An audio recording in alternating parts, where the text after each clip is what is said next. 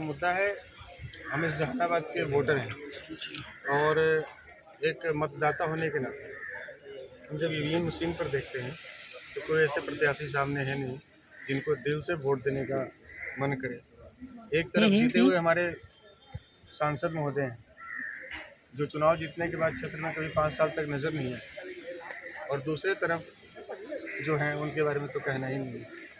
हमारा ये कहना है कि स्वच्छ छवि का काम करने वाला और यहाँ से इच्छा रखने वाला कि काम करने की इच्छा शक्ति होनी चाहिए, खास करके क्षेत्र का स्थानीय प्रतिनिधि हो, स्थानीय व्यक्ति हो जो इस मिट्टी में पैदा लिया हो।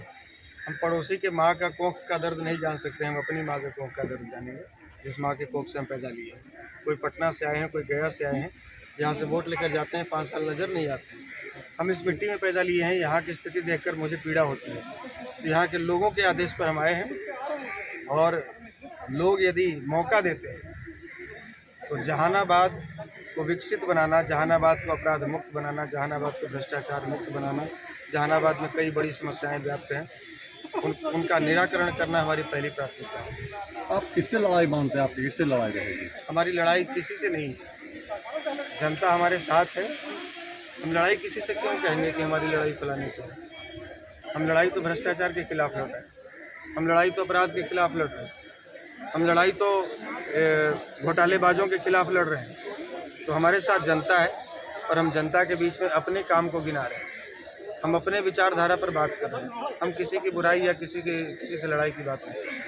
इस समय पूरे देश में इंडिया एवं इंडिया गठबंधन की लहर चल रही है, क्या इसमें आप सफल हो पाए? जहानाबाद में कोई लहर नहीं है, जहानाबाद में अलग ही लहर देखने को मिल रहा है। यहाँ लोग त्रस्त दे पाएंगे सर, इंडिया गठबंधन के हैं और इंडिया गठबंधन से यहाँ पे प्रत्याशी हैं, दोनों को मत कैसे दे पाएंगे? देखिए, मात देने की बात है तो इनके लिए प्रचार करने के लिए हो सकता है कोई केंद्र से मोदी जी आए, केंद्र से शाह जी आए, योगी जी आए, और दूसरे तरफ जो है उनके प्रचार के लिए लालू प्रसाद यादव जी आए, तेजस्वी जी आए और बड़े बड़े राहुल गांधी जी, ये इनके स्टार प्रचारक होंगे, लेकिन इनके वोटर नहीं हो सकते।